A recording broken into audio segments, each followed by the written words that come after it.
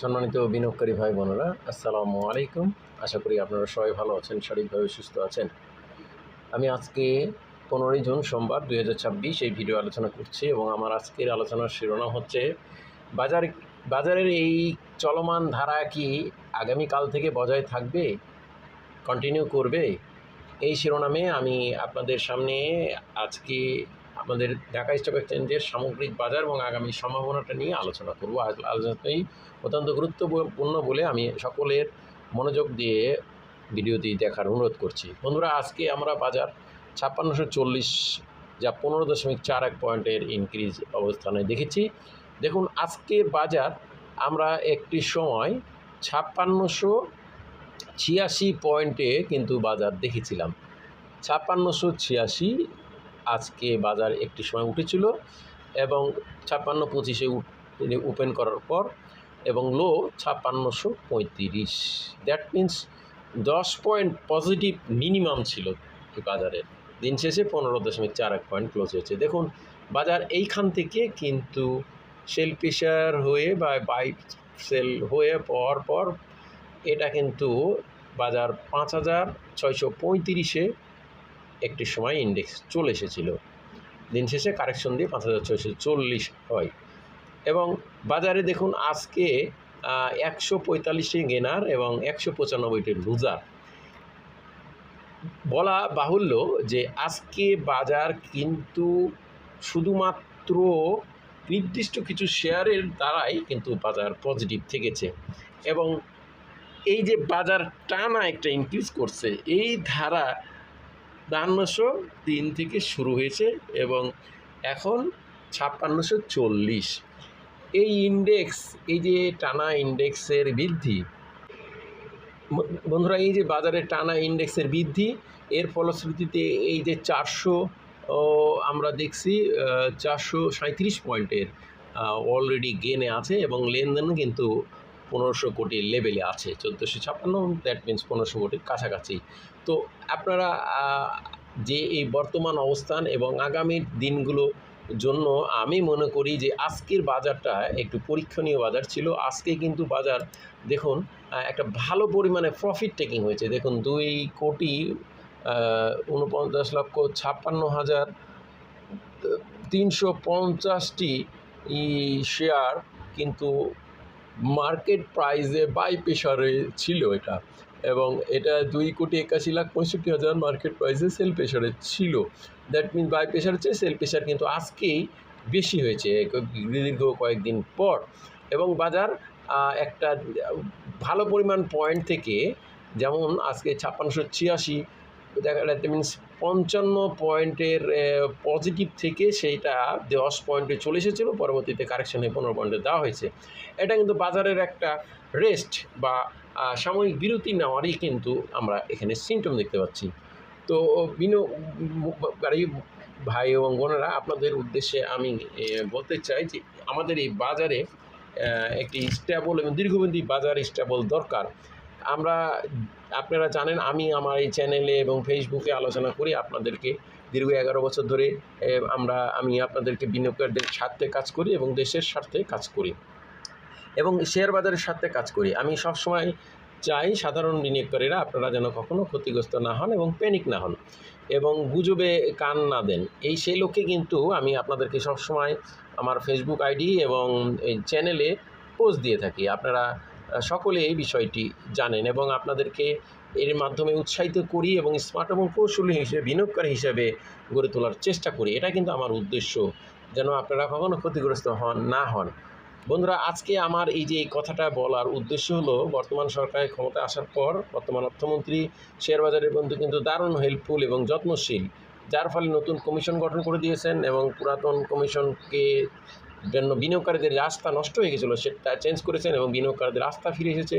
বাজারে কমিশন একটা আন্তরিকতা দেখাচ্ছেন, সকলের সঙ্গে মিলিতভাবে কাজ করছেন, বাজারে একটা বিশাল একটা স্টেবিলিটি বা স্থিতিশীলতা দেখে এগিয়ে যাচ্ছে এবং এই স্থিতিশীলতার জন্য যে আমরা মনে করলে হবে না যে বাজার টানাই বাড়বে, তো বাজারের তো রেস্টেরও প্রয়োজন আছে। সেক্ষেত্রে আমরা যদি ভাবি শুধু ৬,০০০ বা ৭,০০০ ইন্ডেক্স হলেই হবে না, বাজার কিন্তু আমি মনে করি অচির ভবিষ্যতে ১০,০০০ ইন্ডেক্সেও চলে যাবে। তো আমাদেরকে কিন্তু এই বিষয়ে মনে রাখতে হবে বন্ধুরা। আমি একটা উদাহরণ দিয়ে বলি যে একটা উঁচু এবং দীর্ঘ খাড়া পাহাড়ে যদি আপনি আরোহণ করতে যান, তখন কিন্তু একবারে উঠতে গেলে আপনার পারবেন না, সেখানে পড়ে যাবেন বা ক্ষতিগ্রস্ত হবেন বা অ্যাক্সিডেন্ট হতে পারে। কিন্তু এই ইন্ডেক্স আমাদের শেয়ার বাজারটা উদাহরণটা ঠিক এইরকমই। একেবারে ১০০% এই ক্ষেত্রে প্রযোজ্য যে ইন্ডেক্স যদি টানা ইনক্রিজ করে, তাহলে কিন্তু এখানে কেউ ভয়ে ইন্ডেক্সে এই বাজারে বিনিয়োগে আসবে না, ওয়েট করবে। এবং ঠিক এইরকম সূচকও তাই, এই বাজার পাহাড়ের মতো যখন উঠতে অক্সিজেন বা জ্বালানির প্রয়োজন হয়, খাবারের প্রয়োজন হয়, রেস্টের প্রয়োজন হয়, ঠিক আমাদের ইন্ডেক্সকেও তাইভাবে উঠতে হলে ১০,০০০, ৬,০০০, ৭,০০০, ১০,০০০ হয়ে যেতে হলে এইভাবে মাঝে মধ্যে কারেকশন বা বিরতি হওয়া দরকার। আমরা বন্ধুরা দেখছি আজকে কিন্তু যে বাজারের বর্তমান অবস্থানে বাজারের আরএসআই মোটামুটি ৮০+ হয়ে গেছে। তাই এই মুহূর্তে আমি মনে করি বাজারের কিছুটা স্থিতিশীলতার স্বার্থে বাজারে কিছুটা কারেকশনও কিন্তু প্রয়োজন আছে, এবং এই কারেকশন কিন্তু কারেকশন হওয়া মানে কি, এটা হওয়া মানে আগামী দিনগুলোতে বাজারের শক্তিশালী মুভমেন্ট তৈরি হওয়া, এবং আগামী দিনগুলোতে শক্তিশালী মুভমেন্ট হলে পুনরায় বিনিয়োগকারীরা নতুনভাবে বিনিয়োগে শক্তি পাবে, আশান্বিত হবে। তাই আমি আপনাদেরকে অনুরোধ করব যে বন্ধুরা, বাজারের স্থিতিশীলতার স্বার্থে এটার প্রয়োজন আছে যে যদি বাজার এই যে এভাবে টানা ইন্ডেক্স ইনক্রিজ করছে, বর্তমানে আরএসআই ৮০+, তো আগামী দিনগুলোতে যেমন যদি আগামী মঙ্গল, বুধ, বৃহস্পতি এই দিনগুলোতে যদি বাজার কিছুটা কারেকশন যদি হয়ও, তাহলে আপনারা ভয় পাবেন না, প্যানিক হবেন না। এটা আগামীর বাজারকে দীর্ঘস্থায়ী এবং স্থিতিশীলতার জন্য এটা প্রয়োজনও আছে। না হলে এই যে বর্তমানে যে বিদেশি বিনিয়োগ, সকল শ্রেণীর বিনিয়োগ বাড়ছে, এটার জন্য কিন্তু তারাও ইনভেস্টমেন্টের জন্য কিন্তু এরকম একটা স্কোপ খুঁজবে। তো স্বাভাবিকভাবে এই যে বাজারের আগামী সম্ভাবনা কিন্তু অনেক দূর, অনেক ভালো অবস্থান। তাই যদি আমি বলছি না যে আগামী ৩ দিন কারেকশন হতে পারে বা হবে, আমি বলতে চাই যদি আগামী ৩ দিন বাজার কারেকশন কিছুটা হয়, তাহলে কিন্তু বাজার পুনরায় পূর্ণোদ্যমে দীর্ঘমেয়াদী বাজারের জন্য ছুটবে, এবং দীর্ঘমেয়াদী স্থিতিশীলতার জন্য এবং নতুন করে বিনিয়োগ আসবে, এবং বাজার সকল বিনিয়োগকারীর স্বার্থেই দারুণভাবে এগিয়ে যাবে। তো আমি আপনাদেরকে অনুরোধ করব যে আমি আপনাদেরকে যে কথাগুলো বললাম, এটা কিন্তু আজকের বাজারের সিগন্যাল বা বাজারের ট্রেন্ড অনুযায়ী কিন্তু এরকমই বোঝা যাচ্ছে যে বাজার কিছুটা প্রফিট টেকিং হয়েছে আজকে, এবং এই profit taking wait and see বা অবজারভেশনের জন্যই হয়েছে হয়তোবা, যে তারা হয়তো আরও ২-৩ দিন এইরকম একটা অবজারভেশনে থাকবেন, সাইড লাইনে থাকবেন বা সেল করে ওয়েটিংয়ে থাকবেন। তো বন্ধুরা, যদিও লেনদেন বেড়েছে, সেহেতু আমি আশা করছি যে আপনারা প্যানিক হবেন না, গুজবে কান দেন না, বা ক্ষতিগ্রস্ত হওয়ার কোনো ভয়ে গুজবে কান দিবেন না। আমি আপনাদের অনুরোধ করব যে আমি এটা বলছি তার মানে এটা না আগামী ৩ দিন বাজার কারেকশন হবে। বাজার তার নিজস্ব গতিতেই চলবে, সেখানে ডিমান্ড বেশি থাকলে সে তার আগে এগিয়ে যাবে। তো আমি এইটা বললাম যে এটা দীর্ঘস্থায়ী বাজার এবং সকলের উপকারের জন্যই কিছুটা রেস্টেরও প্রয়োজন আছে।